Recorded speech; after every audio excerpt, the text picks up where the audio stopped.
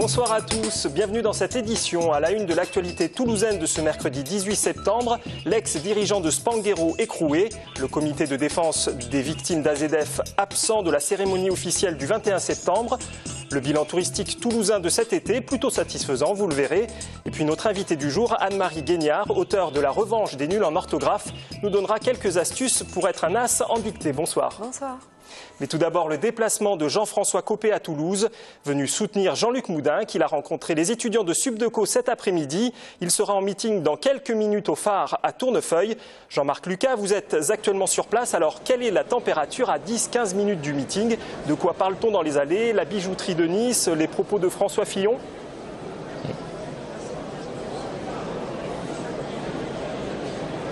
Alors ici, il y a environ 700 militants UMP derrière moi, un public assez divers qui pourra aller du bleu clair au bleu foncé. Certains disent qu'il y a trop d'impôts, d'autres qui disent, je cite, qu'il n'y a pas assez de peine de mort. Bref, ici des gens qui votent, mais qui votent pour différentes raisons. D'autres veulent le retour de Nicolas Sarkozy, certains disent qu'ils veulent la fin immédiate de la guerre entre Copé et Fillon. Ce qui se dit en général ici dans les allées, et c'est plutôt assez tendu, c'est qu'il faut un UMP de conviction plutôt qu'un UMP de consensus. Alors, est-ce que cette venue peut avoir du poids en vue des municipales pour Jean-Luc Moudenc ?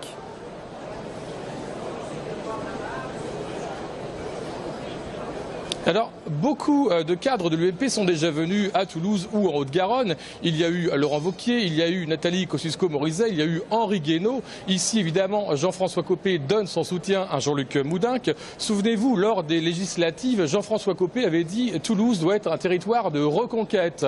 C'est ce qu'il vient faire ici. Il vient appuyer le poids à l'UMP de Jean-Luc Moudenc. Il y a dans la salle des centristes, il y a dans la salle des gens qui militent à l'UMP depuis bien longtemps, il y a dans la salle des gens qui veulent identifier Jean-Luc Moudenc. Ils veulent que Jean-Luc Moudenc soit premier au premier tour des municipales 2014 et second à ce municipal 2014. Et puis aussi, il faut se souvenir que Jean-Luc Moudenc avait dit « Tout le monde derrière moi dès le premier tour, il n'y aura pas d'alliance au second ». Merci Jean-Marc. Vous étiez accompagné de Maxime Van Oudendijk. À noter au chapitre politique toujours, les ministres Vincent Peillon et Aurélie Filippetti seront à Toulouse le 27 septembre pour une mission éducation-culture.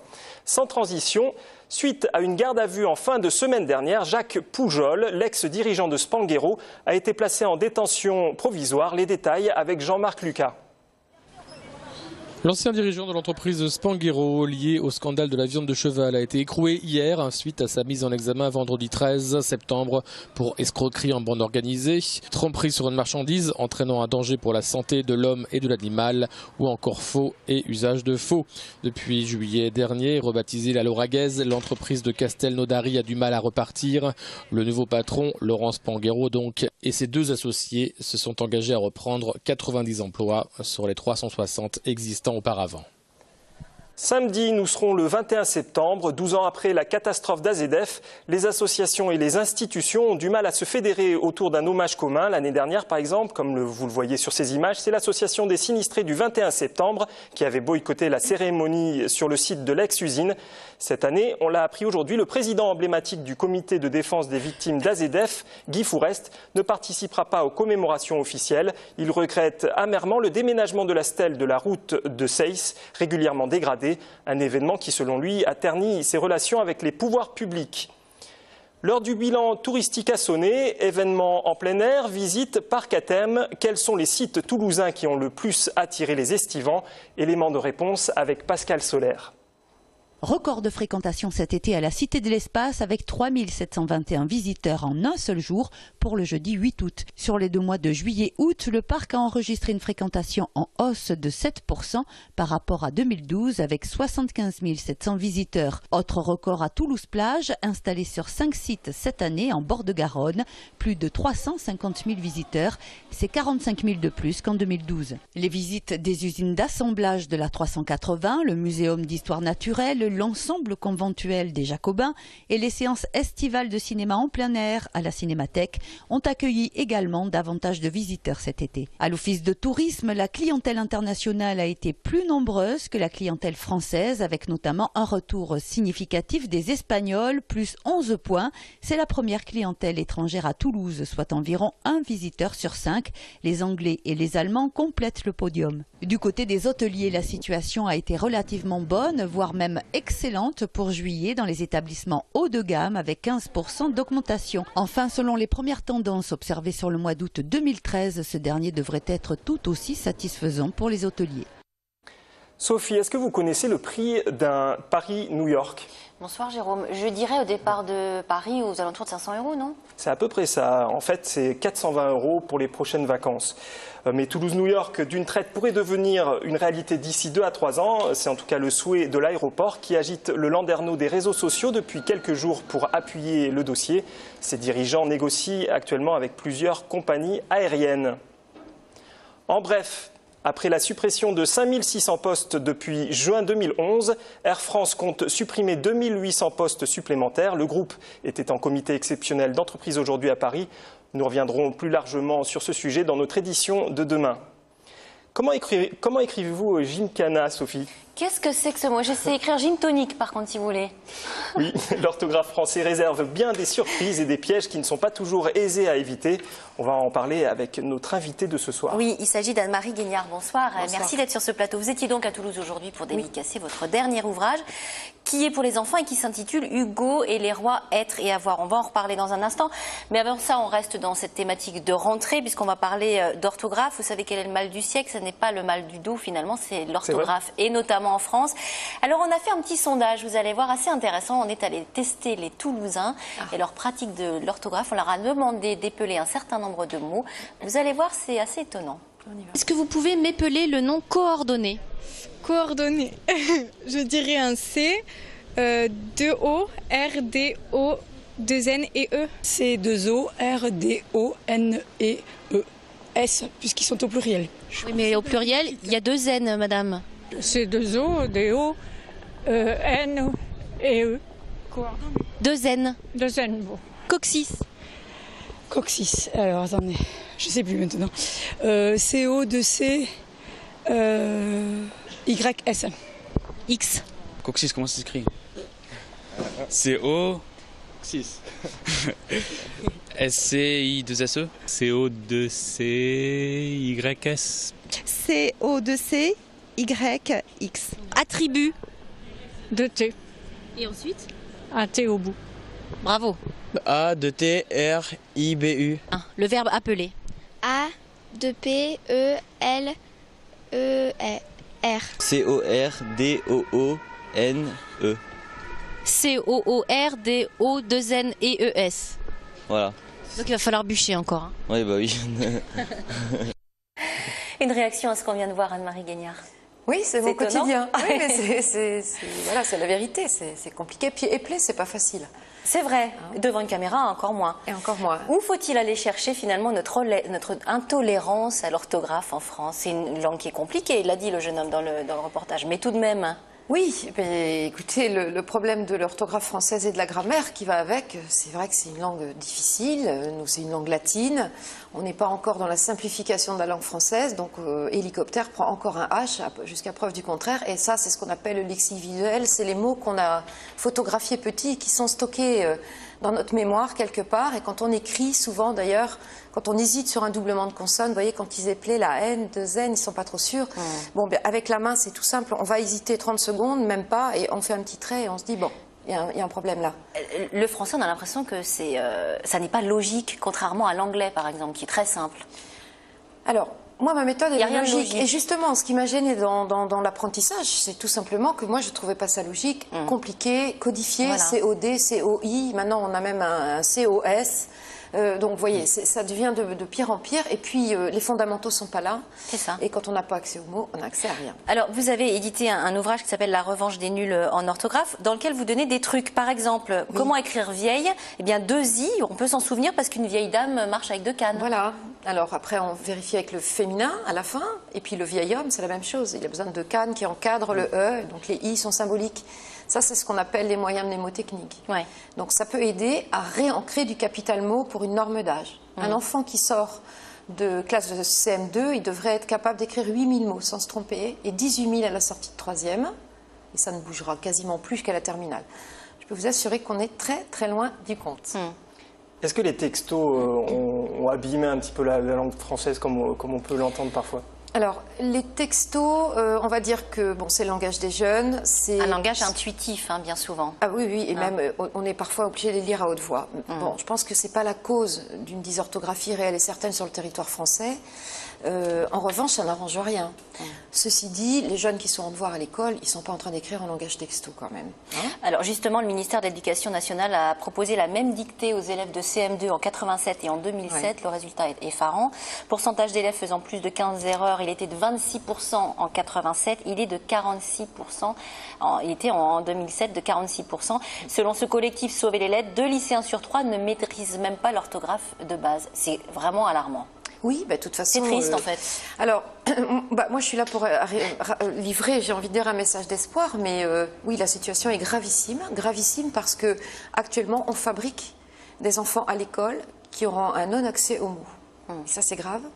Ça fait partie des bases, c'est comme une maison, si tu n'as pas les fondations, et c'est un espèce de boulet invisible, on ne comprend pas ce qui se passe, on est triste par rapport à ça, on est anxieux, ça marche pour des copains et pas pour soi, et là, il y a l'estime de soi qui est touchée, et la méthode que moi j'ai mise en place, qui est extrêmement simple, qui laisse la possibilité même de faire apparaître des images mentales pour aller plus vite, etc., et pour se relire, voilà, ça fait des petits miracles.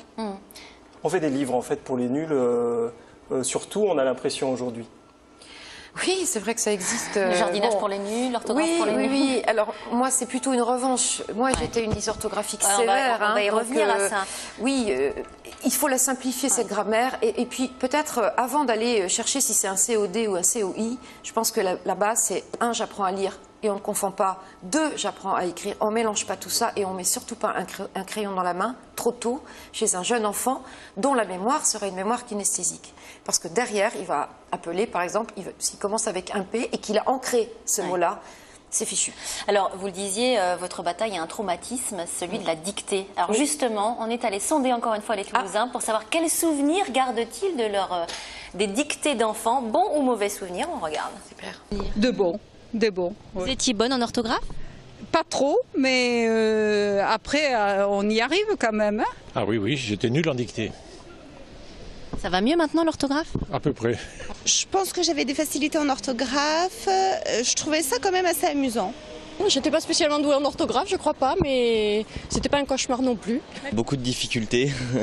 C'est long, c'est... Oui, effectivement, c'est assez compliqué, oui. Le français, c'est une langue très très dure par rapport aux autres langues comme l'espagnol et l'anglais, donc effectivement, ça me rappelle de mauvais souvenirs. Alors vous dites, Anne-Marie, que vous avez longtemps été perdue dans la forêt des mots, abonnée au zéro. On va voir une petite phrase qui va vous rappeler de mauvais souvenirs. Certainement, si je lis « Le général de Gaulle a sauvé la France. Depuis l'Angleterre, il a lancé un appel aux Français ». Je crois que vous l'écriviez de cette manière-là quand vous étiez petite. Ça vous a marqué? Ça a créé un traumatisme. De toute façon, déjà, ça a commencé par une colle sur 5 samedis d'affilée. Déjà, le général de Gaulle, moi je suis née en 61, ça rigolait pas. Sauvé, oui. J'écrivais comme j'entendais. Hein. Oui, c'est ça. Donc oui, c'est sympa. Alors un jour, vous avez décidé de livrer bataille. Vous avez créé une association qui s'appelle Plus jamais zéro et vous avez décidé de venir en aide à tout le monde, adultes comme enfants, qui traînent ce boulet de l'orthographe derrière eux. Donc cet après-midi, vous dédicaciez cet ouvrage, qui est votre dernier ouvrage, s'appelle Hugo et les rois, être et avoir. On va voir la couverture du livre. Il y avait du monde à la librairie Privat pour... Oui. Et puis de toute façon, Hugo et les rois est connu. C'est une première édition en 2003 et là, j'ai envie de dire, c'est les 10 ans d'Hugo. Et donc, c'est la totalité de ce que je sais faire dans tous les accords de la langue française. Et vous transformez la grammaire en conte de fées. C'est ludique. Oui, puis je vois, ce matin, j'étais en conférence sur Toulouse avec une équipe d'enseignants. C'est très facile de mettre des ateliers en place, de se former, et il est grand temps qu'ils se forment, parce que le public en difficulté nous arrive dessus, des parents qui ne comprennent pas ce qui se passe, dont c'est le parcours du combattant. Là, vraiment, c'est tout de suite maintenant des outils dans les mains. Parce que vous dites un CP raté, on le paye toute sa vie. Oui. On a un boulet, on a une estime de soi touchée. J'ai même envie de dire que moi, ce que je fais là, de chaque jour, je me lève pour les enfants qui sont en difficulté, pour les adultes aussi en entreprise, à qui on ne fait pas de cadeaux non plus. Hein. Donc c'est le parcours du combattant pour tout le monde. Moi aussi, parce que du coup, je pousse les portes et je vous assure que c'est compliqué. Alors, vous intéressez aux enfants, si on a encore un petit peu de temps, vous vous intéressez aussi aux adultes. Vous proposez des ateliers, ça consiste en quoi très rapidement? Alors, un adulte qui aurait la possibilité d'utiliser l'outil informatique dans son métier, une journée suffit pour le remettre sur les rails. C'est rien 7 heures dans une vie. Et c'est vraiment extrêmement simple. Et quand on clique sur envoyer sur un mail ou sur un courrier administratif, on est sûr. Pour l'enfant, c'est un tout petit peu plus long. En moyenne, c'est une quinzaine d'heures. Et là, c'est magique. Merci Anne-Marie Gagnard. C'est moi qui vous remercie. Merci Sophie. Sans transition, 100% bénévole, Candy FM est une toute jeune web radio pour les motards. Depuis un peu plus d'un mois, elle distille musique et information aux adeptes des deux roues. Christelle Dao a eu la chance de faire un tour de moto. Le meilleur de la musique sur Candy FM, www.candyfm.com, avec une dédicace particulière aujourd'hui parce que nous sommes vendredi 13 pour ses 25 ans, une passagère actuellement qui va devenir une motarde à part entière. Candy FM, ça ne vous évoque peut-être rien pour le moment, mais cette jeune web radio n'a pas dit son dernier mot. Prévention routière, émission musicale, mais pas seulement. C'est essentiellement de l'actualité moto, des agendas de sortie, des balades, les sessions de roulage des membres. Et une émission qu'on est en projet de monter, c'est les Céli Motards, pour mettre en contact des motards et des motardes. Une radio entièrement financée sur fonds propres, avec les moyens du bord, et qui rappelle que la musique est universelle. Il n'y a pas de style de motard, on en a qui écoutent de l'électro, du rock, du heavy metal. Il n'y a vraiment aucun style de motard en fait. La radio a encore de beaux jours devant elle. Une future collaboration avec Toulouse Métropole, l'association Génération Candy et la Fédération française des motards en colère est envisagée. Dis-moi oui, c'est le titre de l'émission présentée par Élodie Gossuin et son mari sur TF6. L'ex-Miss France était venue tourner à Toulouse en juillet dernier. L'épisode justement tourné dans la Ville Rose sera diffusé ce soir sur cette chaîne. À l'occasion de sa venue, Élodie Gossuin nous avait expliqué le concept du programme. Ce sont des demandes en mariage, ce sont des hommes particulièrement qui nous ont contactés et qui voulaient réserver une surprise, en tout cas hors norme, magique et unique à leur future femme. C'est tellement d'émotions partagées, etc., que j'ai plus la sensation de faire de la télé, je vis juste des choses. Le festival Groland, démarré lundi, se poursuit. Hier soir, Didier Super s'est produit à la Comédie de Toulouse. Le chanteur loufoque a terminé son set avec les spectateurs dans la rue. On écoute un extrait de son concert. Je fais ça exprès au début pour que ça décoince les plus vieux. Voilà, allez, profitez-en, ce sera peut-être le seul moment positif du concert. Voilà, allez, la meuf prend la main de la blonde et toi la blonde tu prends la main de l'arabe. C'est bien. Bon, tout le monde se tient par la main. D'accord, d'accord. Donc, cette chanson s'appelle Prendre un gros con par la main. À droite, on pense que les chômeurs, ils devraient pas fumer. Ça donne le cancer.